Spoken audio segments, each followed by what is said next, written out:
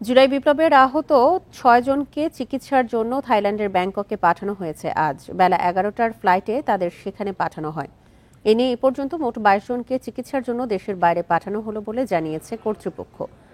থাইল্যান্ডে পাঠানো ৬ জনের মধ্যে ৩ জন সিএমএইচ ও ৩ জন ঢাকা মেডিকেল কলেজ হাসপাতালে চিকিৎসাধীন ছিলেন। সিএমএইচে চিকিৎসাধীন ৩ কিশোর হলেন মোহাম্মদ ইসরাফিল, রোমান ঢালি ও তাহসিন হোসেন। তারা জুলাই-আগস্টে বিপ্লবের সময় গুলিতে আহত হন।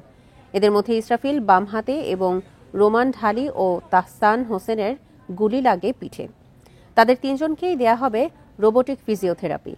এছাড়া ঢাকা মেডিকেলে থাকা রাজীব ও মিজানকে উন্নত চিকিৎসা এবং হাফিজুর রহমান হাবিবকে দেয়া হবে রোবোটিক ফিজিওথেরাপি।